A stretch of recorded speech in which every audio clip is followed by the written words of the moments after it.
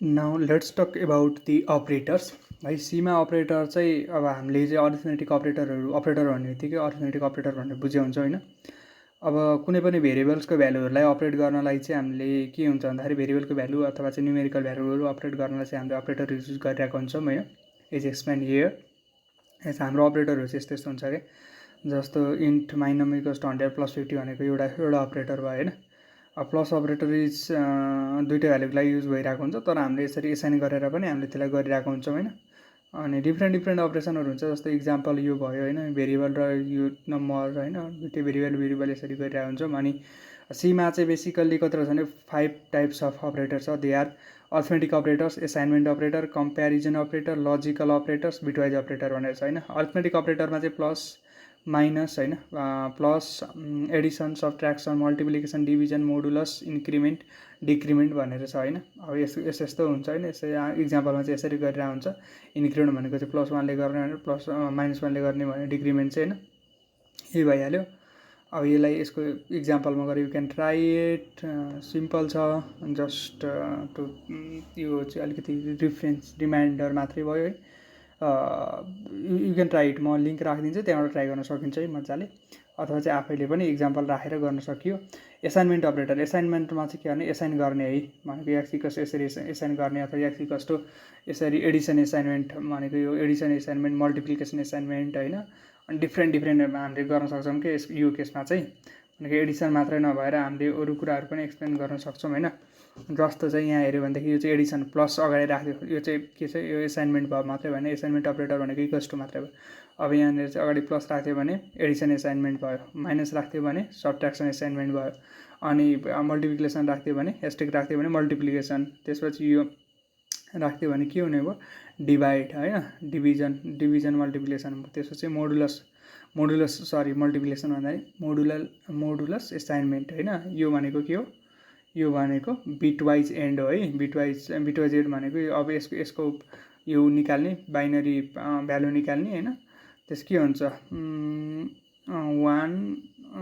1 0 0 0 8 बिटको हुन्छ भनेपछि सुरुको दुईवटा बिट 1 1 हुन्छ। त्यस्तै गरी एक्सको भ्यालु कति राख्छौँ त्यही अनुसार चाहिँ दुईवटालाई एन्ड गरेर निकाल्ने है। यो भनेको अर बिटवाइज अपरेटर भएन।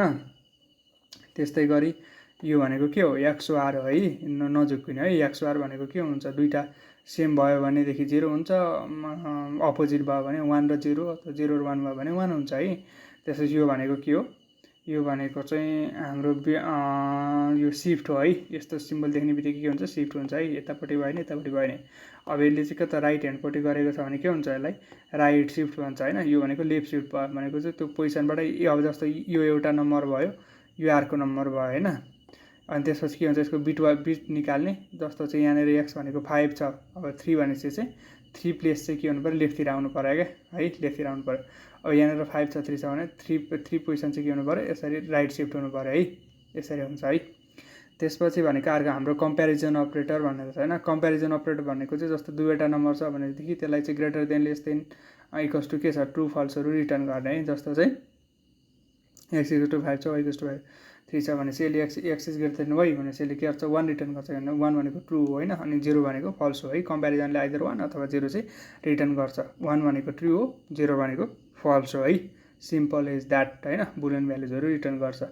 अब यसको अपरेटरहरू इक्वल्स टु, यो डबल इक्वल्स टु भयो भने इक्वल्स टु भन्ने भयो है। यो चाहिँ भनेको नट इक्वल्स टु है, यो भनेको चाहिँ ग्रेटर देन, यो भनेको less than, greater than or equal to, यो चाहिँ less than or equal to भयो है। लजिकल अपरेटर हेर्दाखेरि चाहिँ अब यसले पनि भनेको यहाँ एन्ड अर अथवा चाहिँ लजिकल नट भन्ने हुन्छ है। लजिकल अपरेटर चाहिँ हामीले यहाँ यसरी हेर्न सक्छौँ होइन। यसरी चाहिँ अब यो एक्सिस जस्तै यहाँ इक्जाम्पल छ होइन। जस्तो एन्ड भनेपछि दुइटै के हुनु पऱ्यो, दुइटै ट्रु हुनु पऱ्यो होइन। यो कन्डिसन नि ट्रु हुनु पऱ्यो, यो कन्डिसन ट्रु हुनु पऱ्यो। अरू भने चाहिँ दुइटामा एउटा ट्रु भयो हुन्छ है। यो लजिकल नट भनेको के हुन्छ भन्दाखेरि यो एउटा कन्डिसन हो, त्यसको अपोजिट है त लजिकल नट भनेको। साइज अफ अपरेटर गर्न हामीले चाह्यौँ भनेदेखि चाहिँ यसरी साइज अफ भनेर त्यो भेरिएबलको ठाउँमा हामीले राखिसकेपछि के हुन्छ, साइज अफ अपरेटर चाहिँ हामीले इजिली फाइन्ड आउट गर्न सकिन्छ है। अनि त्यसपछि अब यसको चाहिँ के हो भनेर, अब जस्तो पर्सेन्टेज भ्याल्यु भनेको चाहिँ फर्मेट स्पेसिफायर भन्ने छ होइन। हामीले पर्सेन्टेज डी भनेको केलाई नम्बरको लागि राख्थ्यौँ होइन, साइज भन्दा पनि अब यो कुनको लागि हो होइन, लङ अनसाइन इन्टिजर यसरी आउनको लागि चाहिँ हामीले यसरी राख्न सक्छौँ है त। जस्तो चाहिँ हामीले यहाँ यसको इक्जाम्पल ट्राई गरेर हेर्न सक्यौँ होइन। यसको इक्जाम्पल ट्राई गरेर हेऱ्यो भनेदेखि चाहिँ के छ भन्दाखेरि यसको माइन्ट भनेर दियो, त्यसपछि माइ फ्लोट भनेर दियो, अनि डबल भनेर दियो भनेपछि यो त कन्टेनर हो नि त, यो एउटा इन्टिजर कन्टेनर हो, फ्लोट कन्टेनर हो, डबल कन्टेनर हो, क्यारेक्टर कन्टेनर हो होइन। त्यसपछि यहाँ के गर्न सक्यो भन्दाखेरि माइ इन्टको कति हुने रहेछ 4 बिट हुने रहेछ होइन, फ्लोटको नि 4 बिट हुने रहेछ होइन, त्यसपछि गएर डबलको कति हुन्छ 8 हुने रहेछ होइन, अनि क्यारेक्टरको कति हुने रहेछ 1 बिट हुने रहेछ है त। यसरी चाहिँ हामीले के हुन्छ भन्दाखेरि यसको कन्टेनरको साइज कति छ भनेर चाहिँ हामीले के गर्न सक्छौँ भन्दाखेरि यसरी भ्यालु फाइन्ड आउट गर्न सक्छौँ है। Easy as that.